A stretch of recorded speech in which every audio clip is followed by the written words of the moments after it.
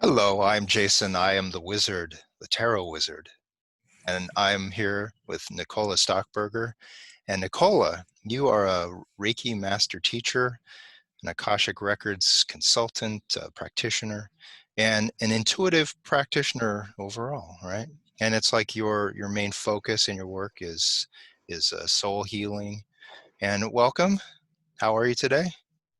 Good. Happy Monday. I'm very excited, very grateful to be here and kind of come out from behind the veil, so to speak. Nice, nice. Yeah, it is. As we move into like the summer months and all, it's starting to get like a lot warmer out. And it's like I live by the ocean, and it's like I like to take in, like the nice sunny days. And me and my wife were releasing butterflies this morning. We've been doing it like all week. Every morning there's a whole new fresh batch of butterflies to release.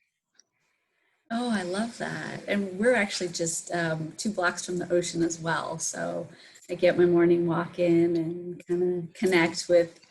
There's been a lot of dolphins out there, so it's been really nice to kind of connect with that consciousness out there. So Are you a this earth, picture taker? Are, I you know, am a like picture teacher. Like if you see like a pod of dolphins that are like swimming by, it's like, where's my camera? I need to like record this moment. Or are you someone who's like, no, I'm just gonna stand here and enjoy the moment. No, I have to capture everything. I love taking pictures. I love to capture that moment, and I really love photography, so it's nice. And when the dolphins go by, because they go by, we see them all the time too, and it is special, and it's sometimes they're just doing or they raise up, and or you see their dorsal fin, going by, and then sometimes they're playful, maybe they'll have like a youngin, a newborn, and they're just kind of flipping around there in the water. Right. I just feel like they've been doing so much healing lately. Of course, I've been looking for that and, hoping that they would give me some sort of message or some sort of sign. And they always do. I usually ask and they Mm. do show up. So it's nice. So Yeah, they are definitely messengers of healing. And whenever I see them, maybe I'm walking up the stairs or something in our building, and I'll see them go by. It's like I always take time. I always take time. It doesn't matter like what's going on. If I'm in a rush, it's like, okay, I need to like tune in to this, because they are like incredible beings, special beings. they are. They really they bridge that level of like it's like they take us to that next level of consciousness, Mhm. which I love. That's part of the work that I do. Is kind of going to the next level. Let's talk about the work that you do. Yeah, as a Reiki master, as a Akashic Records reader, as a uh, I want to use the term soul healer, right? And that's a term that I'm not as familiar with. What does that entail? Being a soul healer, or focusing on healing the soul? You know, what it means to me and within the work that I've been doing is that it's really connecting with the frequency, the light, the vibration that our souls carry.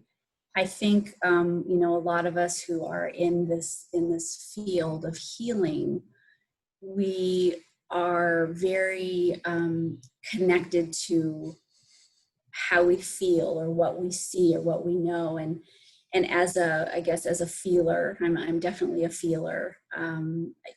It's feeling the things that need to be kind of rebalanced or realigned or just or healed. Our souls carry so much energy.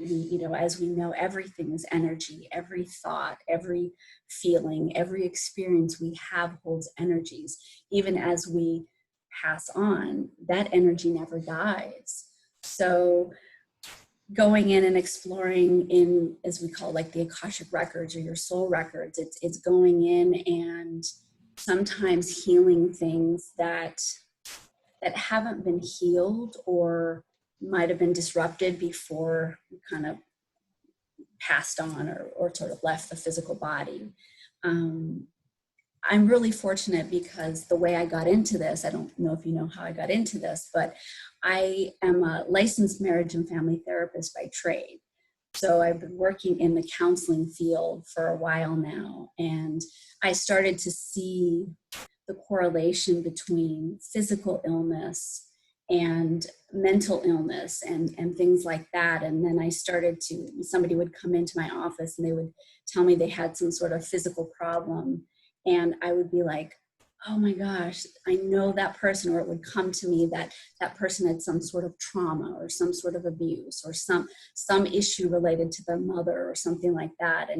Um, and then, you know, things just began opening up for me, and through my own work, because work on myself, because I know that in order to be a conduit for healing, we've got to really look at our own stuff. And you know, I've done so much work, I think, on myself, that it's allowed me the opportunity to see a bigger picture.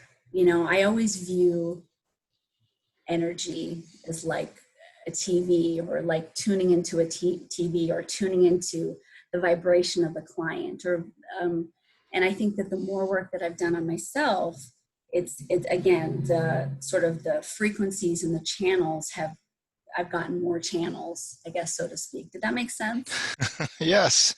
And you know, the idea of tuning in, or uh, did you say that you were a counselor first, like a, you know, marriage and Yes. family counselor, and then as you're doing that work, it's, if one is being very kind of scientific about it, you know, listening to people and all that, but Mm-hmm. you're also tuning into their experience too, their vibration, and that's something that opened up for you, right? As far as like showing you that you had like these other abilities to be able to be an intuitive healer as well.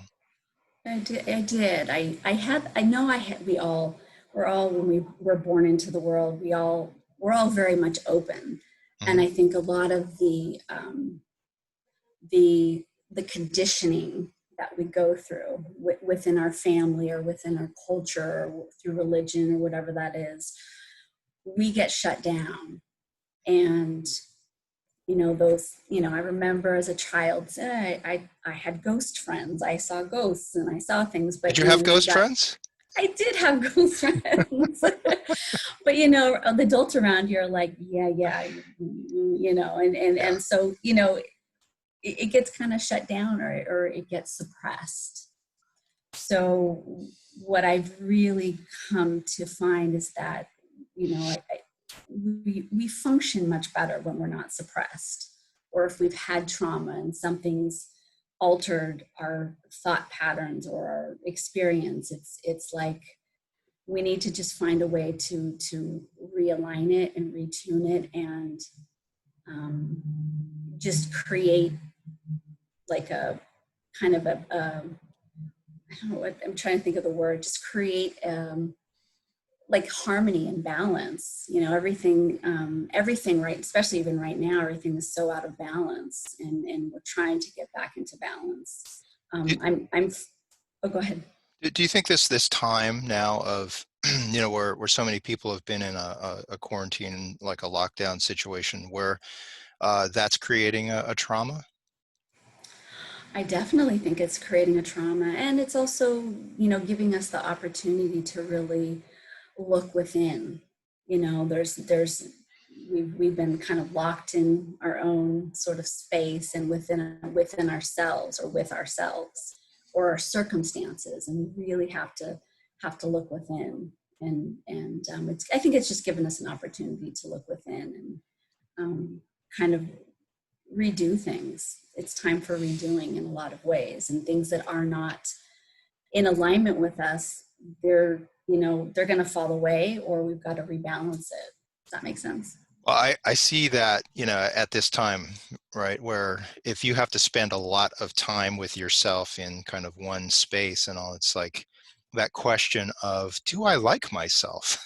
That's a real question, right? Because the ways that one can distract themselves by, it's like, you know what, I'm going to go to see a movie. I'm going to go out and, go to Disneyland. I'm going to go out and distract myself in some way so I don't have to see myself, right? And it's been like an incredible opportunity to uh, take the time to reinvest in yourself. If you have seen like an area open up, that in your consciousness, it's like, what if I became this person, or I did more of this, and yet, how do I see myself doing that? um, there's a lot of people who will just hold themselves back just right out of the gate. They'll just like, no, I could never do that. Forget it. How do you like work with people that like their go-to places to just kind of shut themselves down? Like if they have like an idea for themselves, right? That would be like, I'd really be, happier or more in alignment with myself if I did that. But they talk themselves out of it. They find reasons Mhm. to not do it. What what are some of the ways that you would like help them out? Well, I think that we would have to really look at the fear, and we'd have to really look at what might be holding them back. Because I think that, what this also has done, not only for me, but I'm sure everybody else, is about really living in the present moment. When we get into that fear, we get into that thing that hasn't happened, or that thing that we think is going to happen, and that, or we create some story, or we've had circumstances in our life where we've had a particular story, and we have to get into that energy and of breaking that pattern, so that it can kind of like set them free, and do it very gently and very lovingly. And, the one thing I love about the Akashic Records is, it's all love. It's love based. It's the essence of who we really are. We're just brilliant beings. And again, by circumstance or whatever, something around us, or a person, or a particular parenting style, or again, culture, religion, that suppresses us. And I love to really look at that. I love to look and kind of evaluate with, the person that I'm working with, and have them actually also speak their truth. And again, once we speak our truth, and we get to the energy behind some of those circumstances, it can be balanced out, it can be released, um, it can be very freeing to do that. Does that make sense? It does make sense. It does make sense. I was like just muting myself a little bit because there was a Oh, fire truck going by while you're saying that, and it's like sometimes, with those shamanic signs of like, when you're saying something and then like an emergency vehicle goes by, it's like, whoa, because of areas of conflict, right, within ourself, where we may not be as compassionate with ourselves as we would with someone else, right? Where we might give someone else like chances to come into themselves, right, into a more fuller way. It's like if we look at that path within ourselves, we may say, "Oh no, you're being silly. You're being foolish. Don't even think that." And what you're saying about going into like the past records, right, the Akashic records, and to see if there are instances of where one had a lot of hope, a lot of eh, uh, motivation to move in a certain area, and they went for it, and then boom, they got like shut down, or they were expressing themselves fully, being themselves, and another group said, nope, not happening, wrong place, right? And they were shut down. These are uh events that can put this scar, right? They can create this wound. They're in our spiritual DNA, our lineage there, and looking at it, looking to help heal it again, so that someone is able to uh, show themselves enough compassion to say, you know what, I'm willing to try this again. I'm willing to step into the light of my true self, and allow for that light to be seen by others. Right. And really, really, I agree with you, and really learning how to do it without judgment. We as a whole are so critical, and again, some of it I think is, I'm coming from the psychological perspective, is that we look at parenting, we look at upbringing, or again, cultural, religion, things like that, that really sometimes put us into a box. And I'm all about getting people out of the box, and allowing their light to shine in whatever form, that takes. Sometimes we have to kind of peel the layers, or go into the records, or go into the experiences that we've had. Sometimes we have to go into the experiences of our ancestors, and things like that, that allow us to gain more insight and information. And then we can go, okay, so now we have a sense of, hey, where did this come from? Wait a second, is that really my ancestors, or is that mine? Kind of figuring out where that's come from, and then figuring out how to release that, or how to heal it, and how to let it go and move forward. Because again, energies never die. Energy never, it just takes on a different form. So sometimes we have to heal that energy. Can you do that with the Akashic records? Can you look to see what energy is your individual soul's like path, and which is your ancestors, like the difference between like the individual soul and kind of like the DNA or the ancestral energies? Are you able to differentiate the two through Akashic records? Yeah, you can, if you were meant to have that information. Sometimes they don't always give you that information, but a lot of the times you can, like, decipher where did that actually come from. There's a lot of work.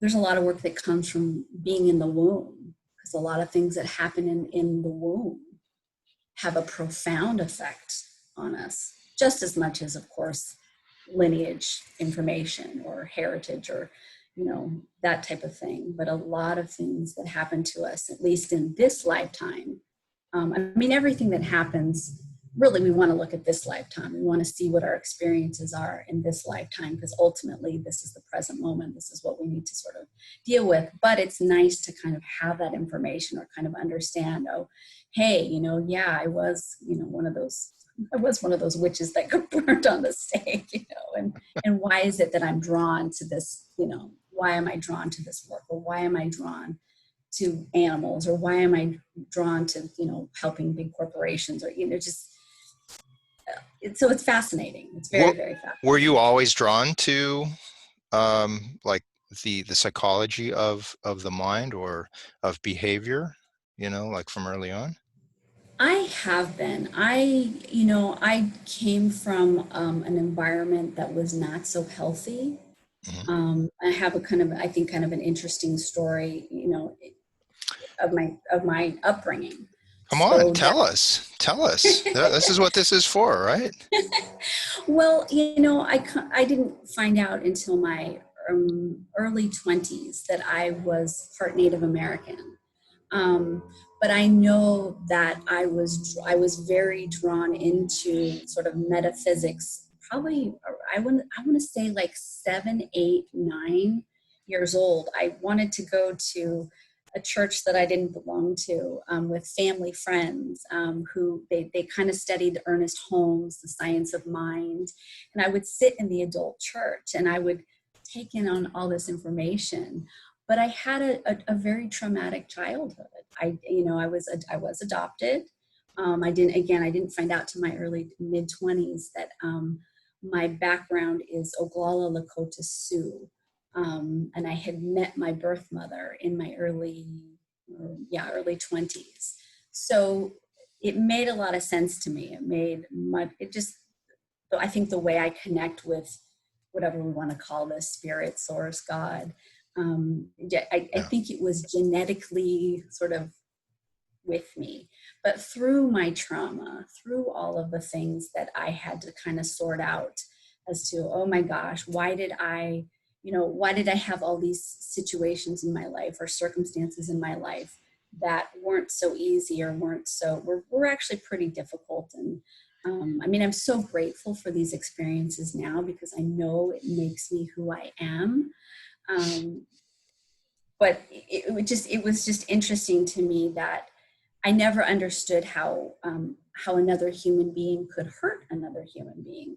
But I really grew up in an environment like that, and I always wanted to understand. I always wanted to help people who didn't actually have the kind of help that I had. I grew up in a community where everything looked nice and perfect and well, and I was actually an athlete, and I actually earned a scholarship What was to your a sport? college. I was a tennis player. Oh, nice. I was a tennis player, and it was when I got to school, I ended up getting injured and having I lost my scholarship and I lost my identity at that time. Yeah. It was like my whole world was something. I also had done a lot to please my family and to do things, um, trying to get was acceptance, and it never came. So I had to do a lot of soul searching and kind of had to like refigure myself out. And of course, I went searching for parents and things like that, and got some answers and got a connection. And then had some incredibles like just spiritual openings. So a lot of crazy stuff happened to me, and I just really I'm sensitive. I'm an intuitive. I'm sensitive, and it all. I got to put all the pieces together. So part of my job now is to really help people put those pieces together, Yeah. and then whatever we can do. It's not me. I'm just the conduit. It's just whatever we can do to put those pieces back together to kind of make that puzzle and make somebody's life really beautiful and special. That's what I love doing. I love the magic of energy. I love the magic of somebody's spirit and somebody's soul, to really help them heal. Because I think sometimes we're under this. We sometimes create this illusion that life is so perfect, or we spend so much time trying to have people think that everything's perfect, and it's life is a challenge. Are you saying that life is not perfect, Nicole? It's perfectly imperfect. But I love to put all the pieces together. I like to take the fragments and sort of, I guess, energetically get the information, share that information, let that person have that information. And again, they already have that information within them too. I help them unlock that information and then create this, like, again, take those like jagged edges and make them smoother so that those pieces fit together and that person can feel whole again, or if that's what they need, whatever it is that that person's seeking or looking for. Did that make sense? It totally makes sense. And you do this on a one-on-one basis. And do you do this in groups as well? Do you have like either workshops, classes, or um, what do you do Well, in the world? I do sometimes I do mentorships in energy healing. If I've taught somebody energy healing, Hmm. I know we're supposed to be doing a healing workshop coming up in August. Um, you and my husband, and so I'm super excited for that. Yes. Right now, it's been again pretty much one on one or in the modality of teaching energy healing and things like that. I think I will need to expand out and maybe do some groups. I love working with groups of people. So It's so much fun, and there's what you bring to it as the practitioner, right? But then there's mhm, the energy, the backgrounds, the stories of everyone else who comes in, and whether I do a lot of groups, mhm, and it's sometimes it's in Tarot, sometimes it's in a meditation. mhm, It's like past life regression. These areas where everyone is looking for answers, and so it's that modality that one just kind of dives into to bring up answers to questions that are being asked, and to facilitate that. It's like one is that conduit.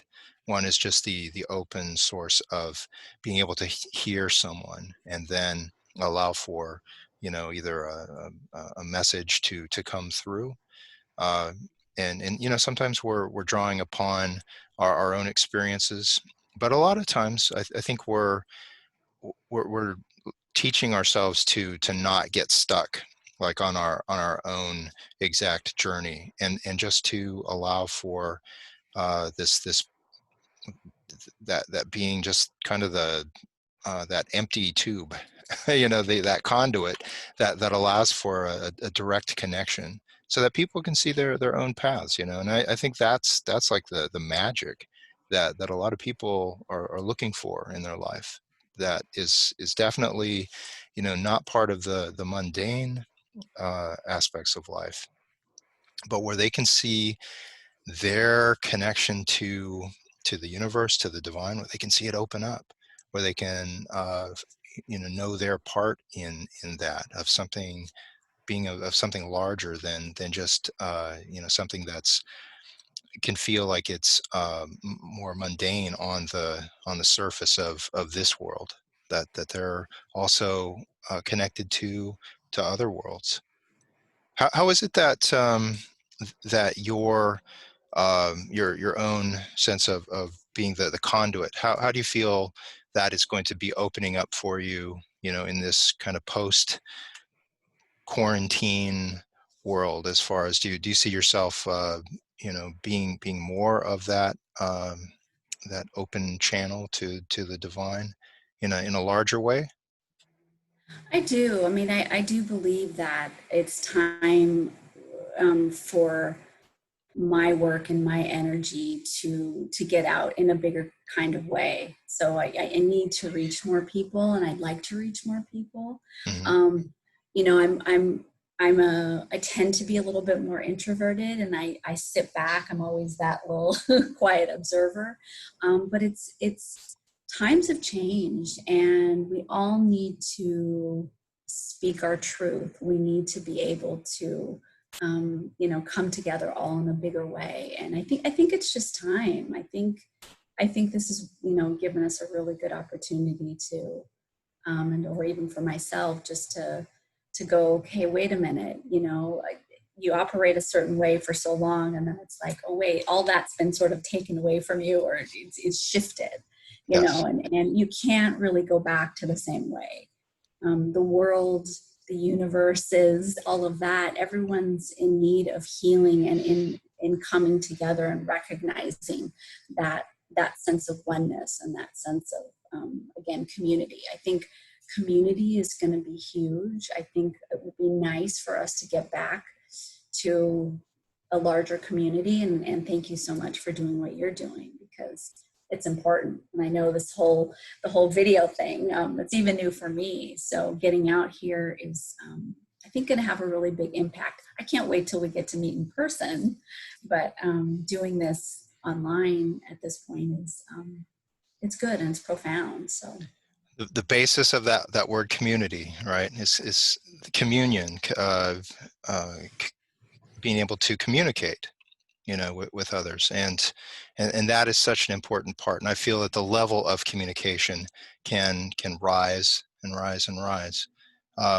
As me and Sue, we were like releasing these butterflies today. It's like some of them are, they're just born this morning, or they emerge from the casing and they have wings. It's like if you imagine going to sleep, and you like get a good night's rest and you wake up and then all of a sudden you have wings, right? And it's just like, what do I do, right? It's like humans they'd freak out, right?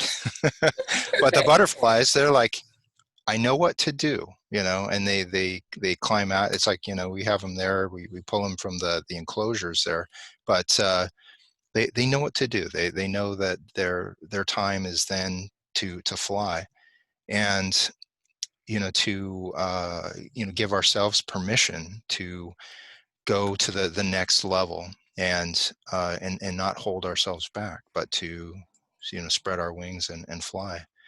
That's what I believe is the next course of our own evolution. Yeah, and thank you for mentioning that because I have had to do a lot of I will, if my client needs to send me a message, yes, there's always text messaging and things like that, but I have had a lot of clients who actually say they feel very alone and they feel so judged, and it's time for that to go. It's time for that to dissolve. It's like so many people, I think, feel so alone right now. And we're really not. We just need to reach out. And, I think there's always somebody, or there's some sort of community, that's there or available. But it's like, I don't want people to feel alone. It just, again, I go on my professional experience and I go on my personal experience. And I know what it was like a long time ago to think nobody understood what in the world was going on. And, you know, again, I'm grateful for all the experiences that I had. It makes me for who I am today, but I don't want people to feel alone anymore. I don't, How can people it's reach time for out? that. How can they reach you, Nicola Stockberger? Oh, they can reach me on my website at awakenedsoulhealing.com. Hmm. Or they can pick up the phone and give me a call. And the phone number for that is 310-617-6958. Repeat the phone number again. It's 310-617-6958. Okay. Thank you for spending time today and talking about soul healing, talking about the Akashic records and all that you do in the world. I look so forward to spending time with you, with your husband, and uh, going out and looking to heal. Uh, People who are in need of being more, I guess, whole. You use the word like finding wholeness within themselves, and just where we do our parts to help bring people back into a feeling of wholeness. So thank you. Blessings to you. Oh, thank you so much. So much gratitude to you. And thank you again. Lots of love. Thank you. Much love.